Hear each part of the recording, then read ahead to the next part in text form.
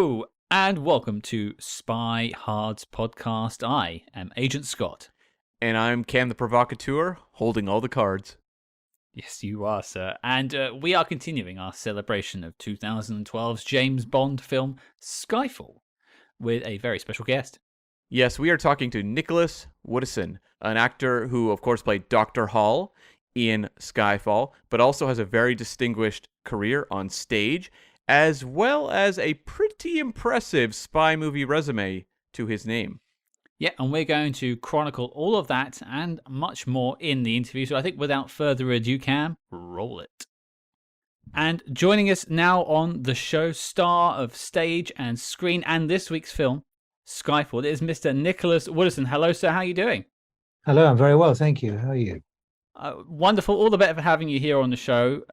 It's not very often we have an actor join us who has such a spy resume. Mm-hmm. I mean, quite the accomplished espionage actor. It hadn't occurred to me before, but there you go. Yeah, by the end of this interview, you'll be like, wow, I actually do like spy films. Yes, I actually am a spy, yes. Well, yeah, we'll get your martini over to you in a tuxedo in the post. But I think before we get to sort of all of the films, acting as a whole, what interested you in getting into acting in the first place?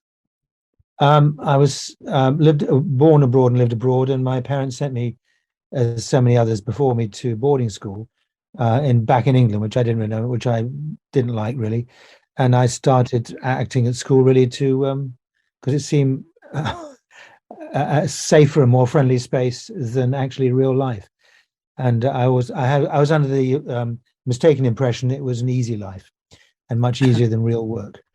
Do you remember like the first, production you worked on or something where you thought, oh, like this is for me. This is what I want to do for the long term? Yes, I played a street Arab at the age of about 8 at boarding school, and I can't even remember what the play was. But that was it. I thought, well, this will be all right. Yeah, this'll do. This will do, and there we go. Yeah. So, and then going back to that time when you were in boarding school and you're getting started in acting, obviously, I assume you were watching films around that time. What sort of films were you drawn to? Well, this is a long time ago. So where we lived abroad, I think the first film I remember seeing was Gigi. Oh. And then do we see My Fair? That was Gigi. I think was the first. Oh no, I tell a lie. The first film I remember seeing, which I didn't really understand, but I knew I kind of liked.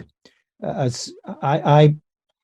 seemed to have an affinity, even at the age of 6 or 7 or 8, for a slightly satirical American product. There used to be this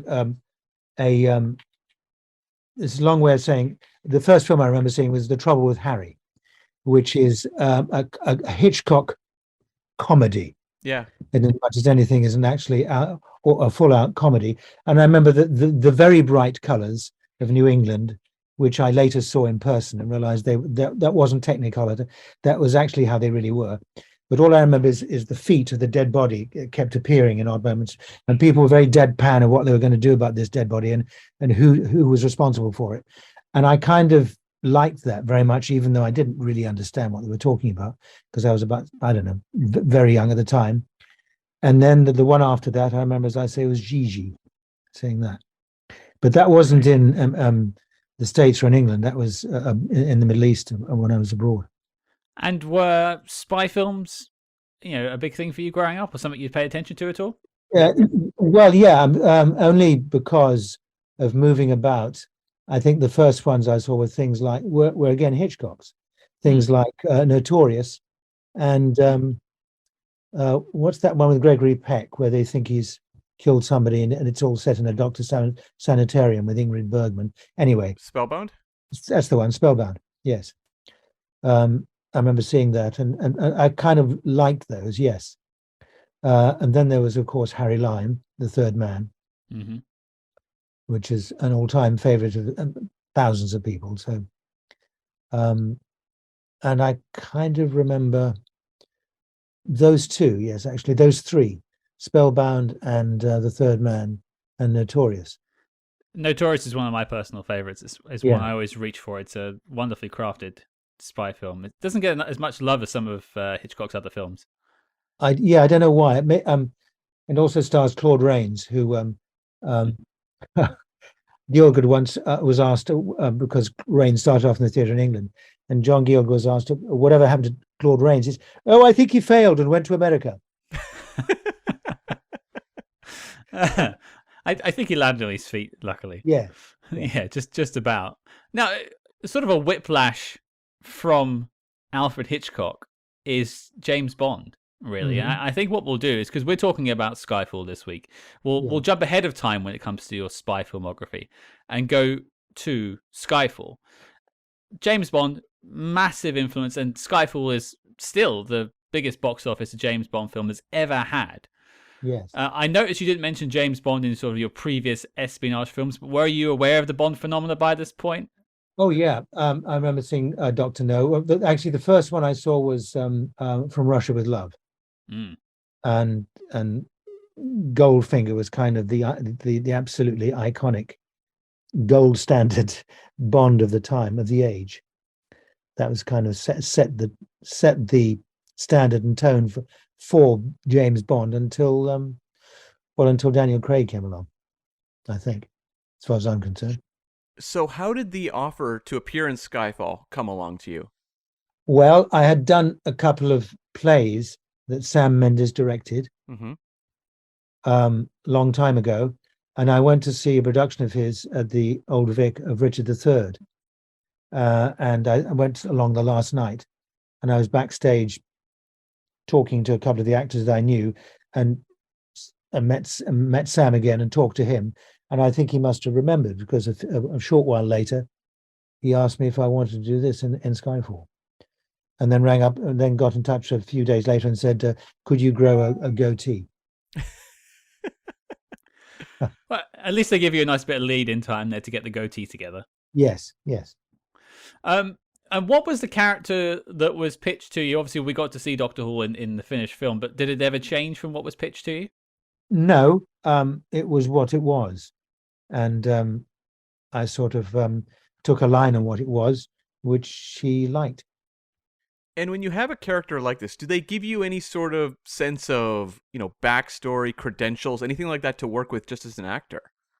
I don't know. I can't speak for the others, but in this case, I took the goatee as a sort of picture of the profile of the man, which is as a rather devious man, claiming to be a very pleasant man. I got the sense you were perfectly charming in real life outside of your psychiatry job. So, I thought you were the sort of guy who gets ice cream for kids, not devious. I don't think he gave them to kids, not unless he was carefully watched by other people. Well, he does work for the spy services, to be fair. Yes, I mean, I think I tried to find something that was, perfectly accessible and nice, but actually was not particularly nice. Not necessarily nasty, but perhaps disarmingly, apparently simple. Okay. And when it comes to putting the scene together, it's you and Daniel Craig locked in a room with a camera, more or less. Did you do any sort of work with Daniel to help put that scene together, or was that you and Sam collaborating on that? No, we did a sort of a read through and a work through of it a few days beforehand, before we actually did the scene, which was about half a day's work in their built set studio, literally up in an office on the side, with M and everybody else watching. And there was a slight glitch in that, because it was actually in the studio stage. It wasn't a sound stage. So at that time in the morning, there was a truck that kept noisily making itself heard outside the studio, which Daniel, quite understandably, took some exception to. All this money, and the least you could do is find a soundproof stage for the day. But there you go. These things happen all the time.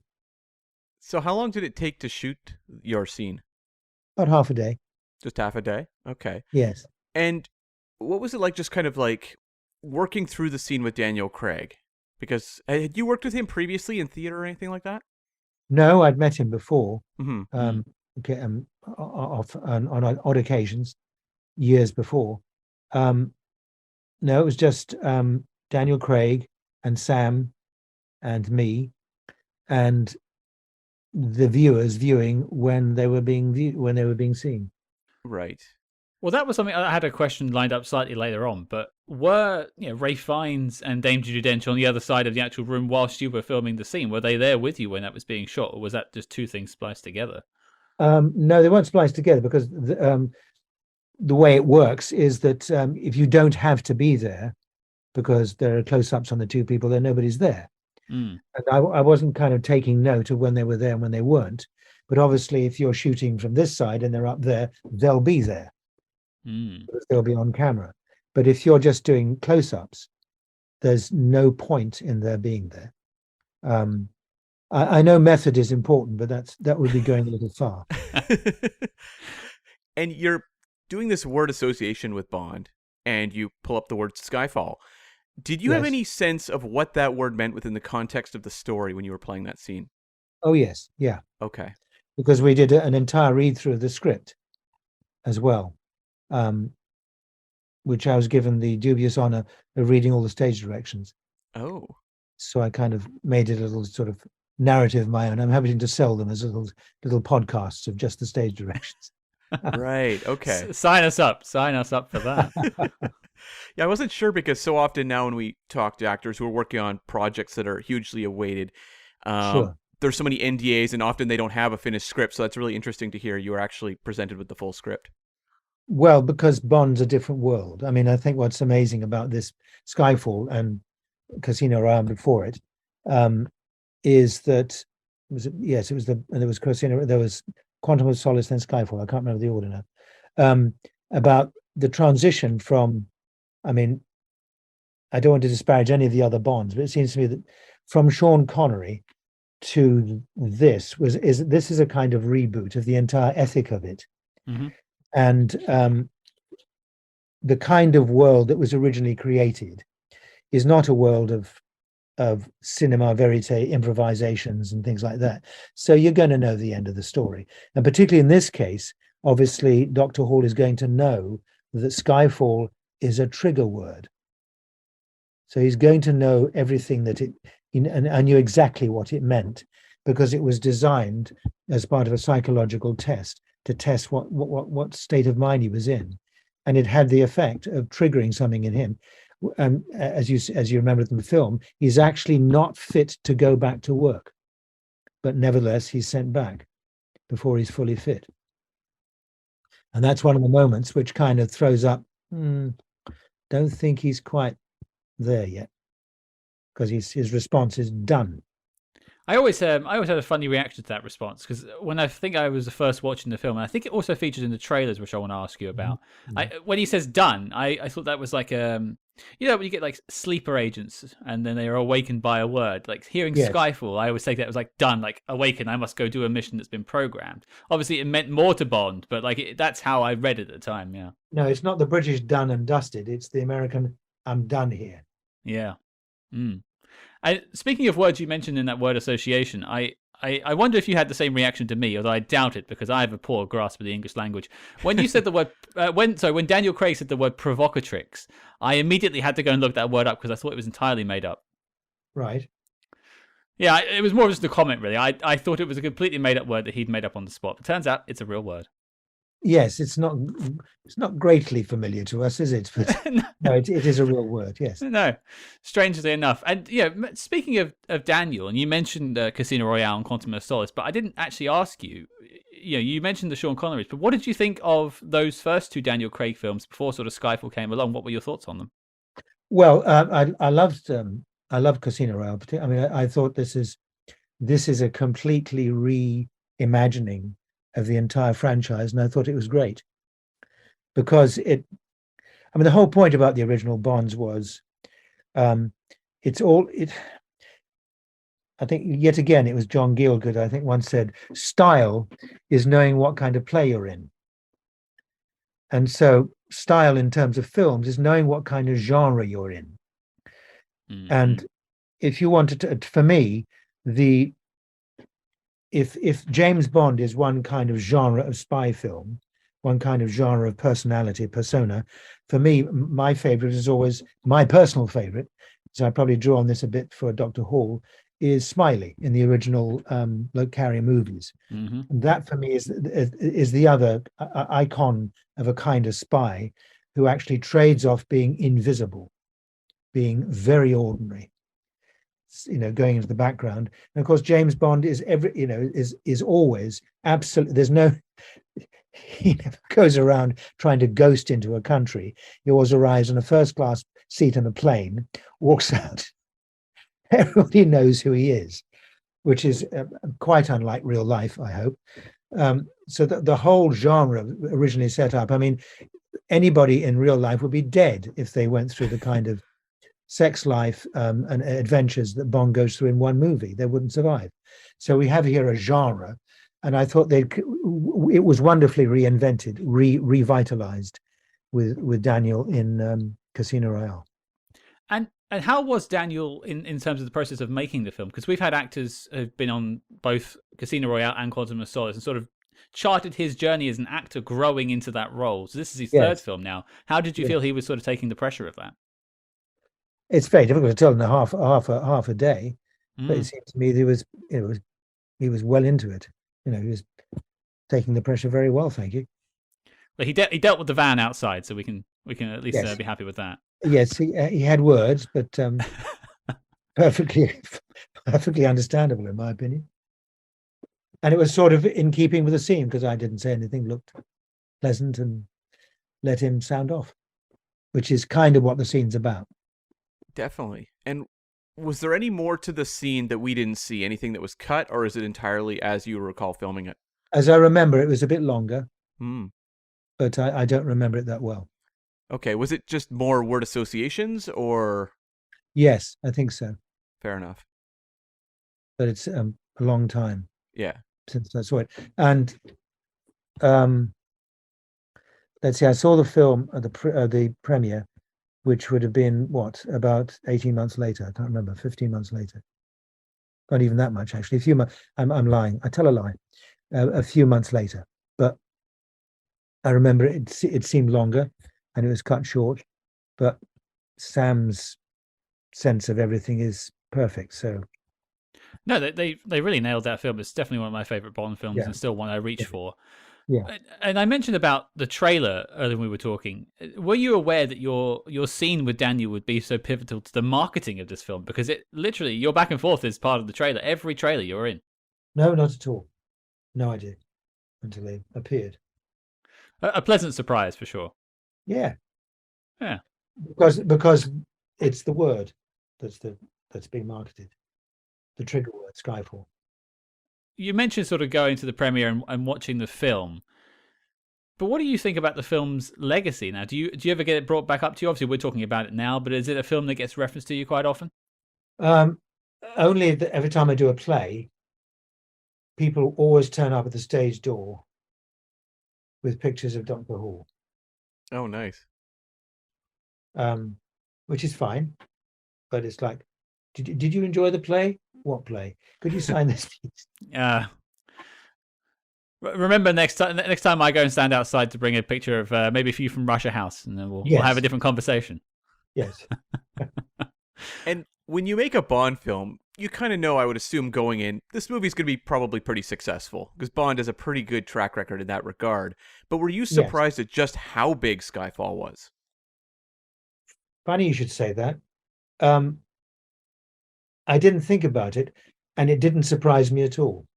Because I'd done a couple of plays with Sam Mendes, and I think he's it's a strange thing to say, but I think he's a even better filmmaker than he is a stage director, which is sort of saying something. He's very, very good at what he does. And I thought it was, as they say, stroke of genius, really, to get somebody like Sam that you wouldn't think of as a typical Bond director. So he came to the franchise with a legacy, because I think he knew Daniel from, and he had directed Rafe at the RSC, and so he knew most of the actors that they got playing those parts. So there was a wonderful wedding of a particular kind of theatrical background with the franchise. And I always really appreciate with Sam Mendes that, like, he's someone who seems to care about every scene.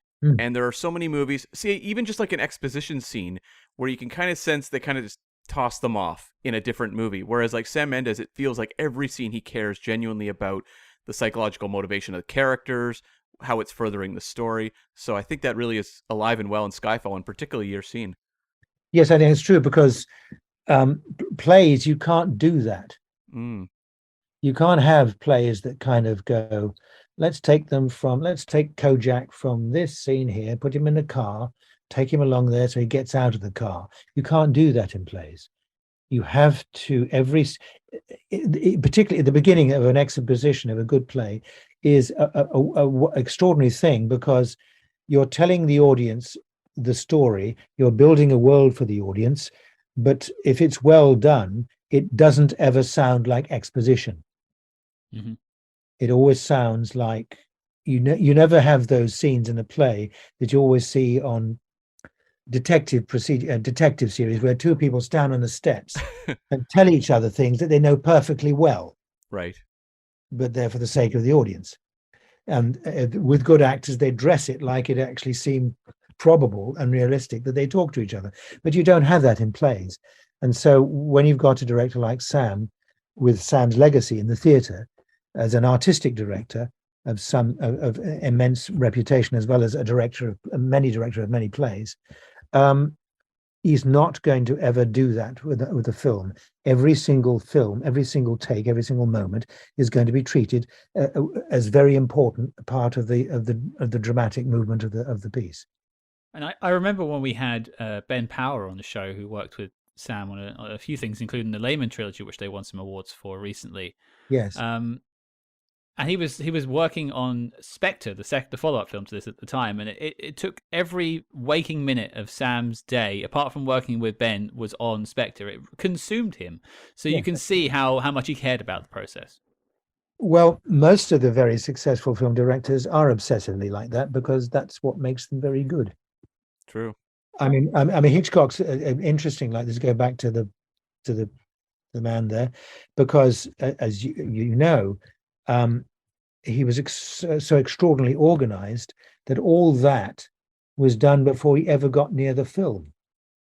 He planned every single shot before he went onto a film set. So the obsession was all there, but just in a different form. But the filmmaking has changed. I mean, since we're on this, can we just digress on this, because I think it's interesting and important? Please, go for it. I was in a film called Heaven's Gate. Yeah. Years ago, which was one of those notorious big Titanic-like failures. And one of the reasons why it was a failure was because Michael Cimino shot over 1.2 million feet of film. I've got a picture somewhere of a million feet of film. It's great. And it took him over a year to cut it. And when the film was released, which is now, the French particularly said, it's a flawed masterpiece. No, it's really a masterpiece. It bombed. And watching it again, it's pretty obvious to me that every single scene is too long. Right. So no matter how he cut it, he hadn't spent enough time actually cutting it. And the editor on that was a man called Tom Rolfe, and they did not get on. Michael didn't get on with many people, and Tom was one of them. And then I was in a film called Pelican Brief, directed by Alan Pakula, and Tom Rolfe was the editor on that. And Tom took me downstairs to remind me that if you take a piece of film in the old days and you put it into that thing there and you cut it, once you've cut it, that's it. and which is why it took so long to cut Heaven's Gate. But he was working on a new process where you do everything on something called a computer. You don't touch the film. You can do this, and you can take the sound from this. You can take the sound from this take here and put it onto the long shot there. And then you can play all kinds of games and you without even touching the film. So you can cut everything in the computer. And it was, I can't even remember the name of the software now, but it was later, it was British, and it was invented because of the pressure of the tax laws, whereby you could only claim money back for what you spent on a film if you actually produced it and launched it in a particular time. So the old ways of doing things, you couldn't get your money back here because it had taken you a year and a half to cut the film. You couldn't claim your money and so on. So this was in a way pressured by economics, and somebody came up with a way of cutting it in the computer without ever touching the film, which meant that Pakula didn't have to finish the film. So he could actually make things up as he went along, which he did. He didn't know how he's going to finish the film.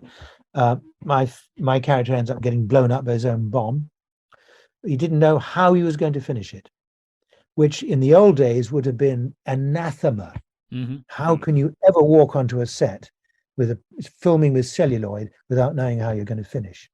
But now suddenly you're in a different world. And I think the obsession you were talking about, day and night, is partly produced by that, is that now there are pressures by producers and outside forces that are actually not allowing you to start a film like that anymore and finish it the way you planned it. There are pressures to make changes, which technology has made possible. So, I mean, Tom Hooper is notoriously gets up at some ungodly hour in the morning and goes to bed at some ungodly hour at night, because that's the only way you can produce stuff now.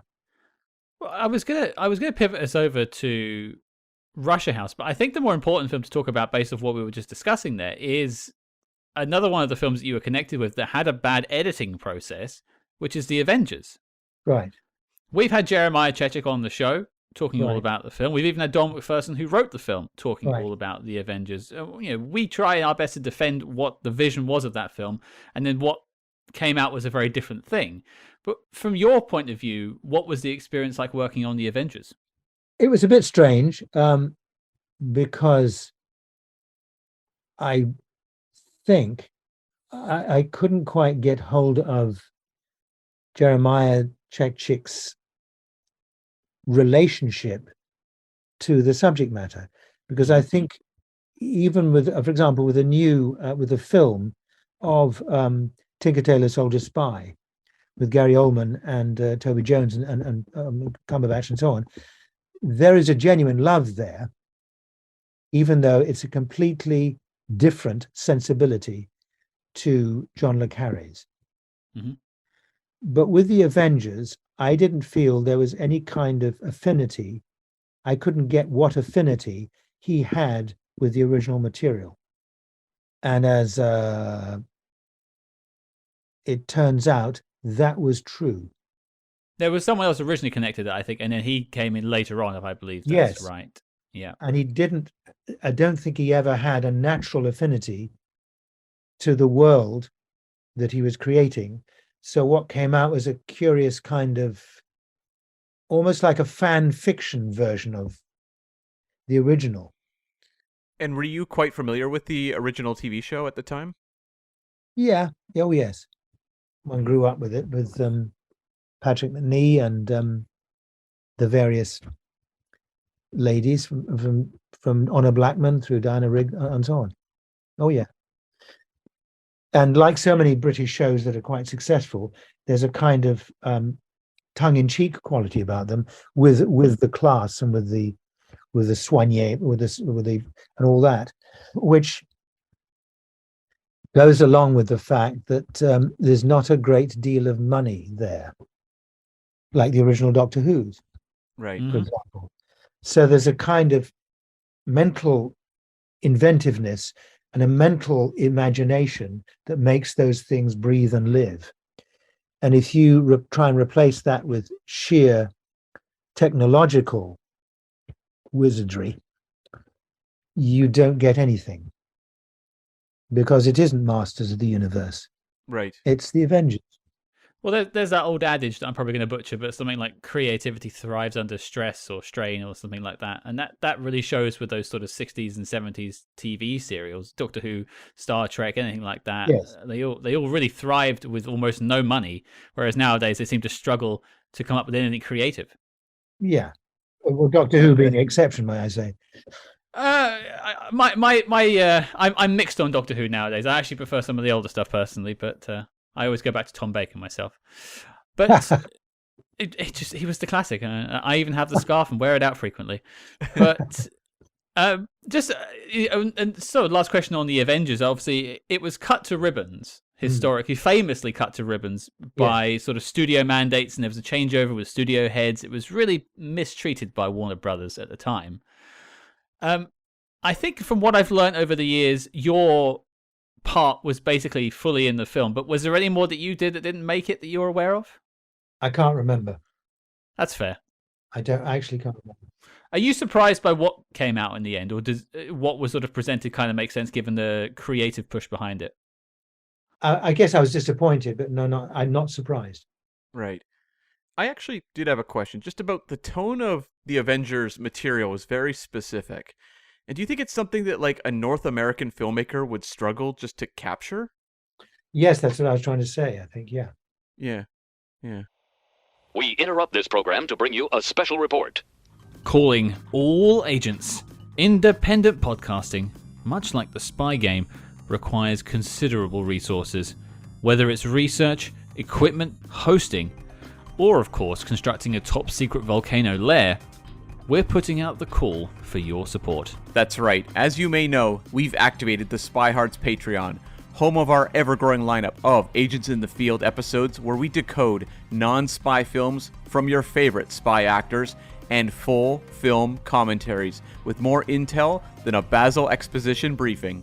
Cam, what have we got in our crosshairs this month? Now's the time to catch up on our February programming with reviews of Lara Croft Tomb Raider, Rio Bravo, and The Deadpool. Did Clint close out Dirty Harry in style? We'll tell you. And if that sounds delicious, then become a true spy hard today and join the circus at patreon.com/spyhards. But before this message self-destructs, Cam, resume the spy jinx.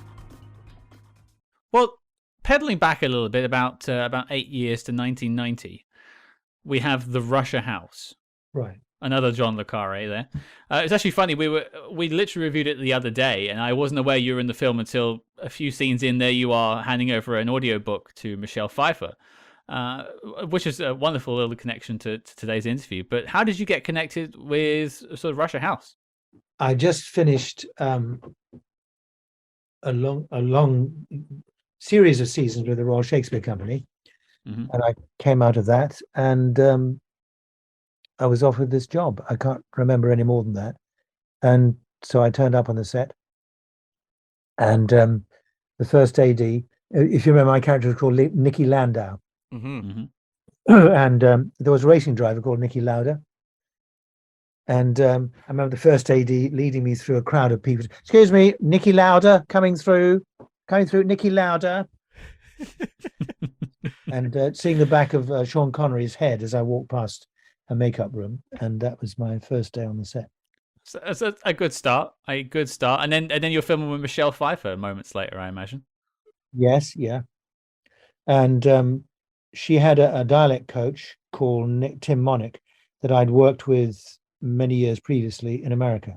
So that was nice to see it. And I would just like to know about working through a scene with Michelle Pfeiffer. This is just at that period where she is ready to explode as one of the big names, but just I'd like to know about just shooting that scene with her. Well, as most actors do, particularly if they're working with a dialect coach, she, I think she came on the set and said, I'm sorry, I had a lot of garlic yesterday. I'm sorry about that. So I said, oh, yeah, what do you have? She said, well, I had a big salad with garlic.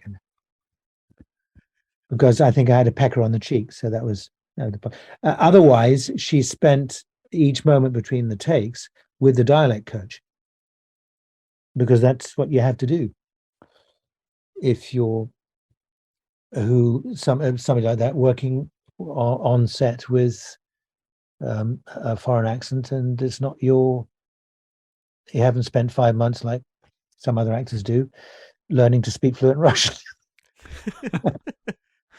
Well, you get your time with a Russian accent, which we'll talk about shortly in The Man Who Knew Too Little. But I had one question. It's more of an argument between Cam and I. And if you can't remember the film, that's fair enough in terms of the ins and outs. But with the Russia house, Yes. your character is working for this book company selling audio tapes overseas. Yeah. Now, to your mind, was that person also a spy working for the British government, or were you merely just a book salesman?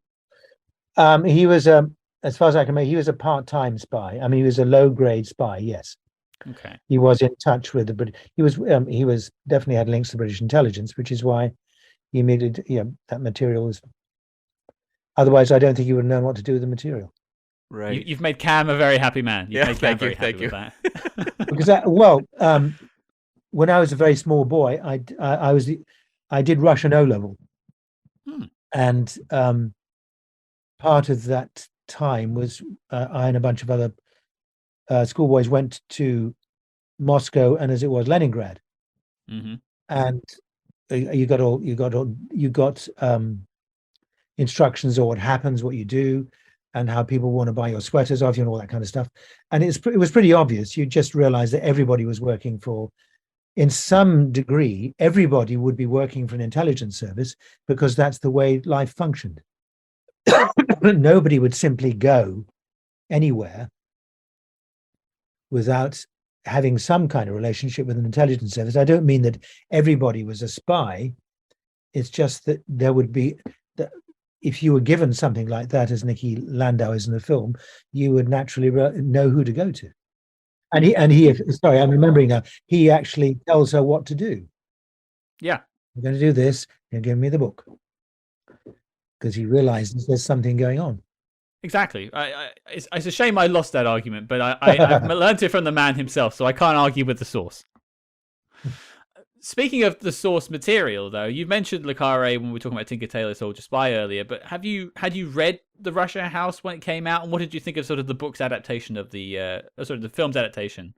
I hadn't read it when it came out. It was Tom Stoppard, wasn't it? Yes, that's right. Yeah. Probably selfishly, I didn't take much notice of it past the first few scenes, because I went straight to New York to do an off-Broadway play. So I just did the scene and tried to get a few days rest before I went to New York. And I would love to know, with your character, Nicky, like, he is a very kind of like showy, really fun character. Like, you remember Nicky when the movie's over.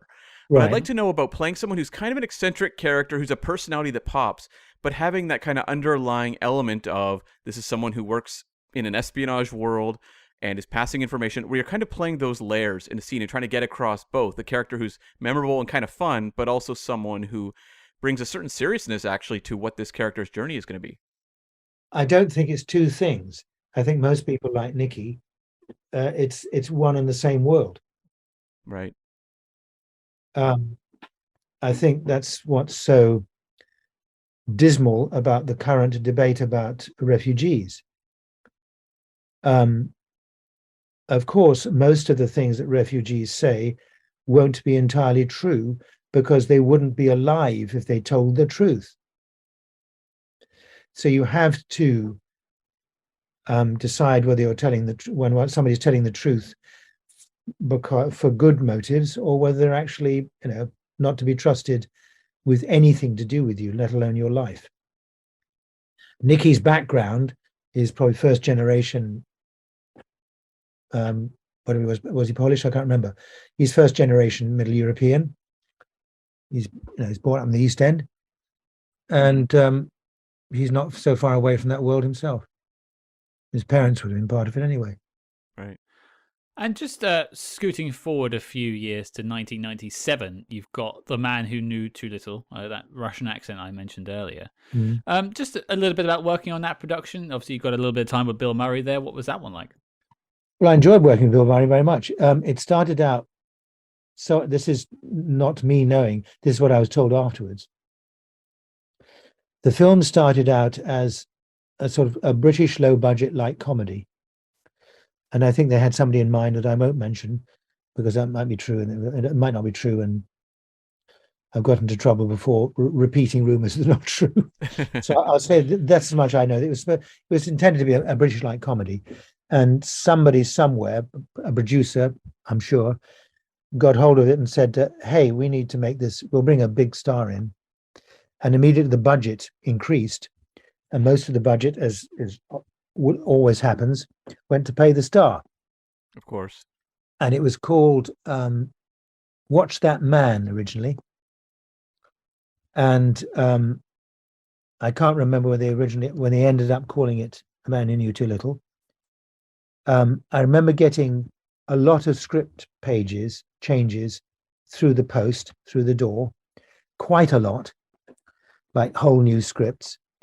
And John Amiel, who directed it, is a British originally, said at some stage that directing that film was like flying a 747 while trying to glue the wings back on. Okay. Getting a sense of the production. I enjoyed Bill Murray greatly. It was great fun. And that's all there is to say about it. Well, I would like to know, because you do share a number of scenes with Alfred Molina, just about Yes. finding a dynamic with him, because he's, of course, fantastic actor. Yes. Let's see, I met him a couple of times before, and I met him a couple of times since, and I just like working with him a lot.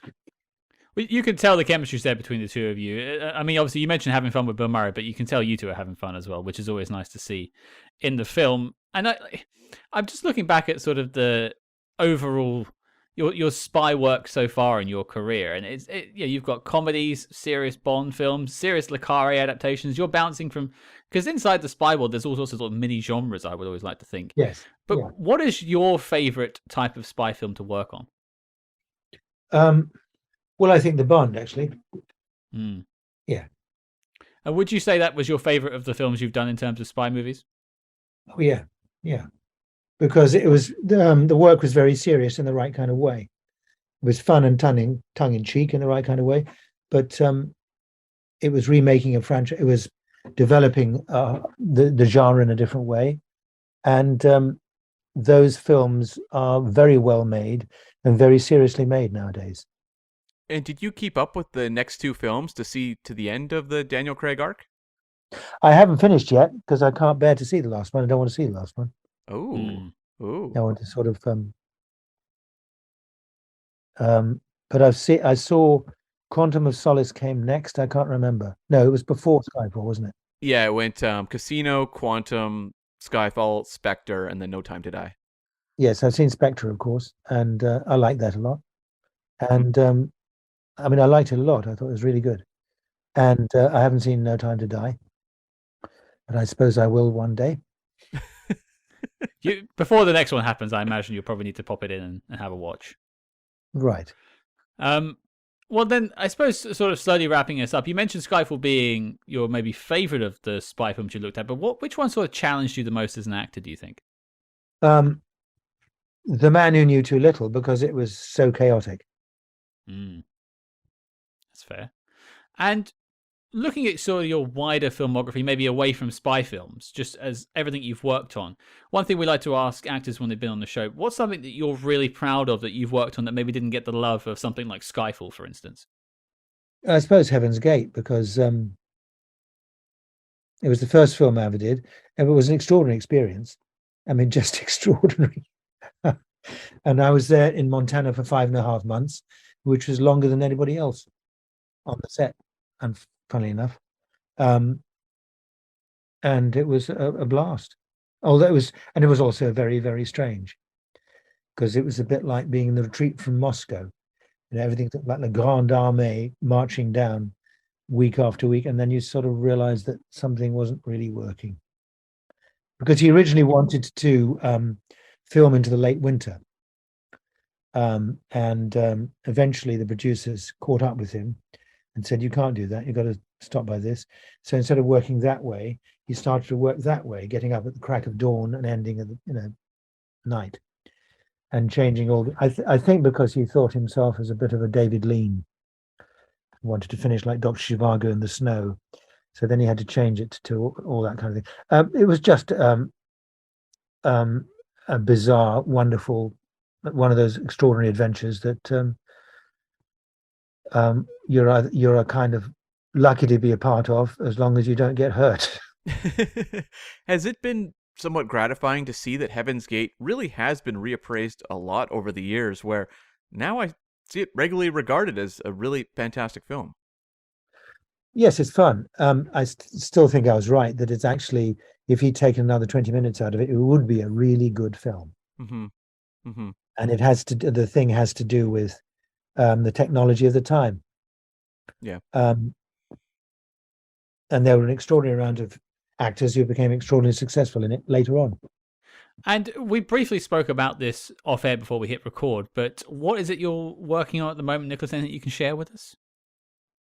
I'm not working on anything at the moment that I can share with you. Highly secretive there. I like it. Yeah. I like that answer. Well, okay. The last question we have for you before we let you go, and this question has been asked to literally every single person we've had on the show. You may have already telegraphed it earlier, but we'll see. Nicholas Woodeson, what is your favorite spy movie of all time? Do you know, I don't know. I suppose I'd have to say Skyfall, actually. I'll allow it this time. Usually I'd say that's if you're in it, that's cheating. Oh, I see. All right. I'll take that back. Could it be a television series? Sure, absolutely. Oh, all right. Tinker Tailor Soldier Spy. Right. The original. Where do you stand in comparison to the TV show versus the movie? It's a different thing. It's a different animal. That's the best way I can do. But because the original was, it so accurately captured a world of England at the time. And it's so skillfully sort of characterized. And I think the Spy Who Came In From the Cold is, it's part of that genre, but for some reason, I don't like it. I find it's really depressing, because it is. And Tinker Tailor Soldier Spy manages to be deeply serious and pessimistic, but at the same time doesn't depress me the same way. I'm not quite sure why. But it's so totally different from the film. It is a different thing. And it's an interesting question, because it isn't like Sean Connery's Bond and Daniel Craig's Bond, which has a deep relationship one with the other. There's a kind of mutual support going on there between the genres. I think that there's a real difference between Tinker Tailor Soldier Spy, the TV series, and the book. And to me, the TV series is actually very close to the book in sensibility.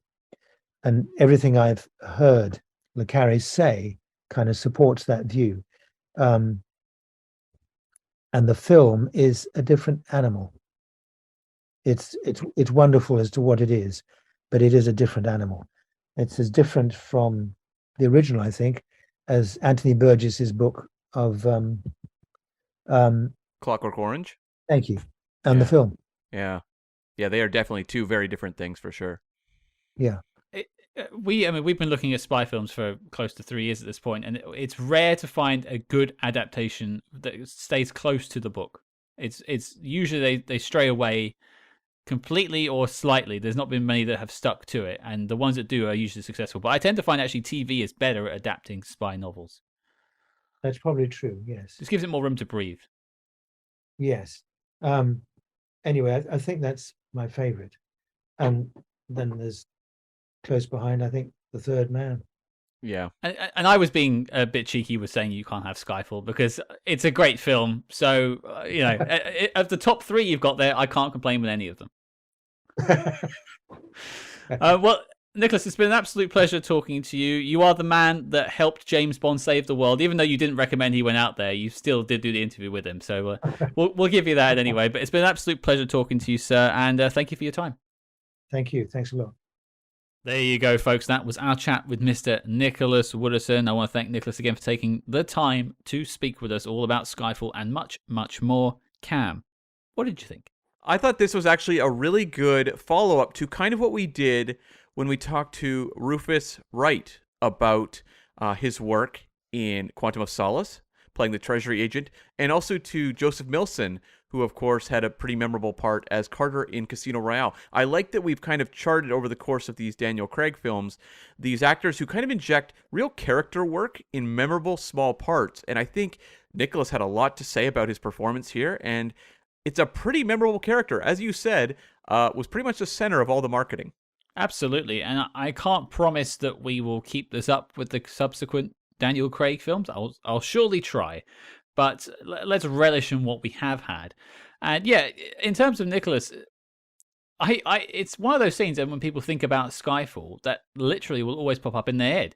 There's a couple of like really good looking scenes like the Shanghai stuff or Macau. But when it comes to actually acting, this is one of the scenes where people always reference, oh, that's the one with the interrogation, the one where they do the whole like name recognition thing. So it's testament to what an actor can do with a short amount of time in a film.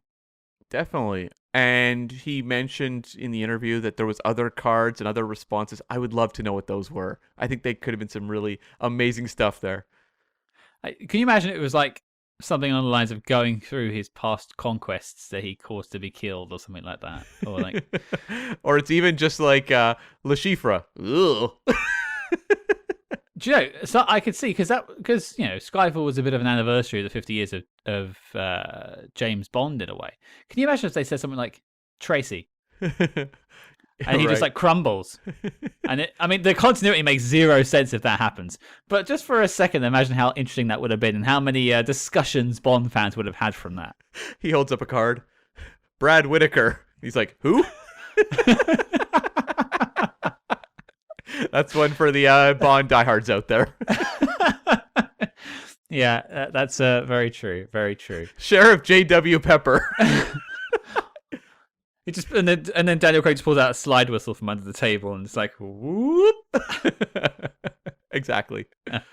It's interesting to find out the connective tissue that these actors have to the film, because I would have assumed that Nicholas had to sort of audition for the role, but it all sort of stemmed from a backstage meeting with Sam Mendes, who it turns out he had worked for before on stage a number of times.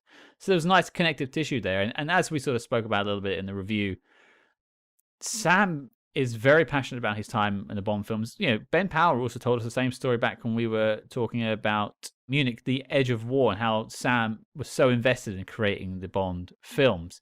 And it's just fun to see how the sort of connective tissue came together to bringing him into the film, and inevitably making an iconic scene from what was just a chance meeting behind the scenes of a production. Yeah. Oh, for sure. Was there any stories you had in particular about Skyfall that jumped out to you? It's funny you should mention that, Cam, because I was actually quite smitten with his story about Daniel Craig taking care of the lorry driver outside.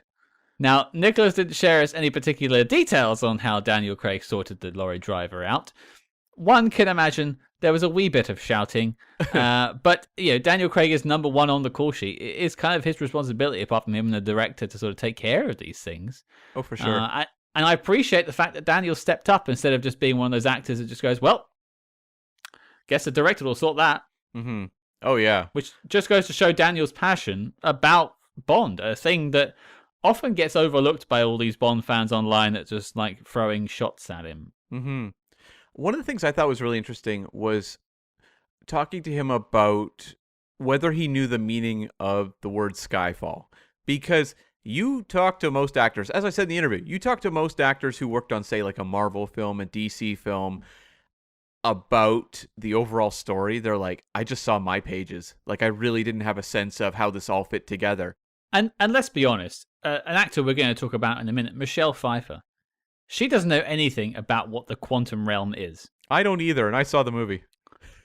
I am actually refusing to go and see Ant-Man. I think I'm done with Marvel, unless it's a really, really big film, and Ant-Man is classically small. So, yeah, I appreciate that Sam involved the actors and sort of letting them be part of the whole story. And, Nicholas shared with us that at the table read, which they do for most of these films, he was also given the job of doing all the stage directions. So he was thoroughly involved with the production from the start. Mm-hmm. Yeah, which you like to hear because I think it speaks to kind of the overall quality of the movie. Because as we talked about also in the interview, just about how Sam Mendes looks at every scene as mattering, which is something that there are so many movies. I mean, I wasn't going to name names in the interview, and I'm probably still not going to, but like there are so many blockbusters where there's scenes where you're like, oh, they didn't care. They were just like, get to the next plot point. That's all that this scene is here for. I am Taika Waititi. Oh, and Love and Thunder? Yep. Yeah, that's a fair one, yeah.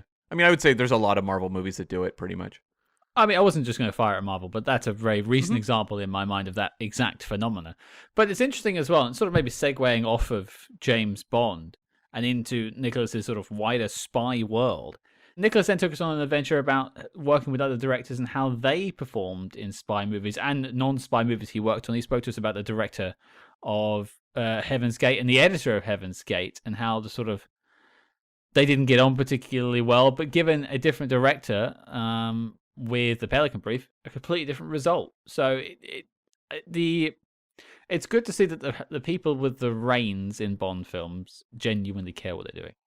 Yeah, and it's interesting also that he brought up the Pelican Brief because while its sort of spy cred is it's a little loose, that movie is very relevant to us because it's directed by Alan J. Pakula, who also directed The Parallax View, which was a movie that we really had a lot of time for. So just to hear those sorts of insider stories is just always fascinating to me. Absolutely, and we talked a little bit about his extensive spy credentials, but there are going to be few interviews with people who have sort of walked this line of so many different films, and we spoke to him about this in the interview, different types of spy movies. You've got The Avengers, sort of a comedy action film, The Man Who Knew Too Little, full-on comedy spy film, The Russia House, pretty much a straight spy film. There's a couple of moments of light comedy, but it's a pretty straight thriller, I would say. Yeah, I think that's fair to say. And I think, not to give anything too much away, but The Russia House may be on our horizon sooner than later. Well, I kind of gave it away in the interview too, to be fair. That's also true, yes. So we are actually terrible spies. In fact, Nicholas was a far better spy than we were at keeping, his lips sealed. Well, let's be fair. Nicholas has been pretending to be a spy since the 1990s. So he's got way more practice than we do. Also true, yes. But yeah, speaking of the Russia House, and also interesting as well that this is a man who's worked with at least 2 Bonds. I should go through the rest of his filmography and figure out if he's worked with any more. But that's another interesting thing that few have done. It is, yeah. And I mean, his scene is primarily with Michelle Pfeiffer, but it was just interesting to hear him talk about seeing Connery on set. And just that movie, that scene, that we are talking about in Russia House. It's early in the film, but it really does stick with you. And it's another, just an indication of like a scene that mattered. Clearly they wanted that moment to actually have an impact on the audience. And I think whether it's the direction or the 2 performances going on, or even just like, and I didn't mention this in the interview, the wardrobe going on. Nicholas's wardrobe in that scene is amazing.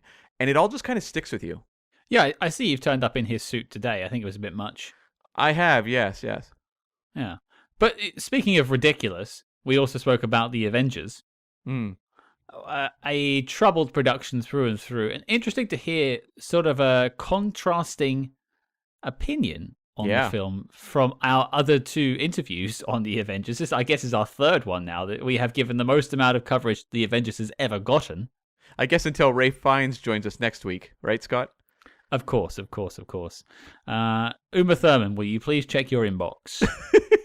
But we are not talking to them at all about any of the things they are known for, whether it is, the latest Bond films or Pulp Fiction. We're only going to talk about The Avengers.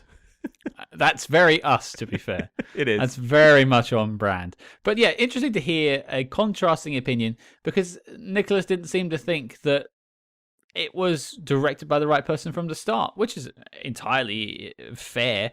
And I think that would resonate with a lot of Avengers fans. Mm-hmm. Yeah. No, I think that was definitely a good point. And that's why I kind of just wanted a confirmation on that one when I brought up just having it directed by someone who's North American. You can kind of copy the sensibilities, but do you genuinely understand them? See, I didn't sort of bite back on that, but I will now. I don't think it has anything to do with nationality particularly. I think it has to do with connection to the source material, because I'm British, but I think I could write a very good episode of Star Trek if I was a writer. Well, the jury's out on that one. I don't claim to be a writer, but you know what I mean? Like, it's a very American show when you boil it down. The wagon trail to the stars. Sure. Like, that's not a British trope. We didn't do wagon trains or whatever that sort of thing is. We didn't do that. But I'm so into that world throughout my whole life. I think I know enough about it to at least give good notes on what makes a good Star Trek story. And I would wager that whilst Jeremiah had seen a few episodes of the Avengers, and I think he did tell us that he had too. Yeah. He maybe just wasn't as immersed as someone who could be the right fit for it. But then again, I will also contrast that with a thing we've heard many times in interviews and we've said in reviews. Sometimes you need an outsider. Mm-hmm. Yeah, that's very true. And you also got to look at Don McPherson, who wrote the film. He was a massive fan of the Avengers, and he's British. Yeah. So, jury's out on the Avengers. We'll never get the definitive answer on that, but I'm glad we keep searching nonetheless. The search will go on. I'm sure that before this podcast ends, we will have other people associated with the Avengers. Yes, we're still waiting for that phone call for Fiona Shaw. Hopefully she gets back to us sometime soon. That's right. We need Father on the show. Father knows best. Father knows best. And just to sort of wrap us up, as I mentioned, there's not going to be many people who have done these many spy films in their filmography, and Nicholas is still acting. He could well be doing more spy films in the future. But it's also interesting that he contrasted his favourite and perhaps the hardest films to work on, citing Skyfall as his favourite spy film to work on. I can definitely understand why, sort of collaborating with Sam Mendes once again. But, you know, we didn't really mention it too much because we haven't really spoken about it on the show. But The Man Who Knew Too Little, he called out as his hardest film to work on in terms of spy films, purely just because of the trouble with the production. Yeah, and that's a movie I have not seen. So I'm genuinely interested in seeing it later down the road and covering it on the show. I just went through mostly and watched clips of it to see his scenes for the interview. But yeah, I'm genuinely curious because I do remember when that movie came out. It was not received well, at least on these shores. Well, I've never seen it either, so I can't really speak to that end, but we will explore the film somewhere down the road, or we can always point back to this interview as kind of a reference point, which I think is quite nice. We've done it a couple of times and had people that have gone on to be on films that we've spoken about. I quite like that connective tissue. But all in all, I think this was another really great interview with another fantastic guest, so I'm glad we could do it. For sure, this was a lot of fun, and again, it's always great to talk to these character actors who bring these movies to life. Absolutely. It's always good to put some meat on the bones when it comes to these interviews, and I'm glad we did it. But Cam, I think we have quite the announcement for our guest next week. Yes, we are going to be talking to Denise Richards about her work as Dr. Christmas Jones in The World Is Not Enough. This is going to be a momentous interview.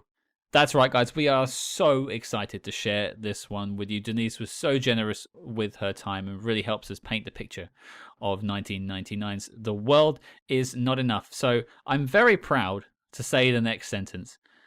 Your mission, should you choose to accept it, is to join us next week as we talk to Denise Richards. Boom. And if you like what you heard on this review, please consider leaving us a 5-star review wherever you get your podcasts. And do not forget to follow us discreetly on social media at SpyHards, that's SpyHards, on Facebook, Twitter, and Instagram. But until next week, listeners, just be thankful you're not the lorry driver outside of Daniel Craig's rehearsal space.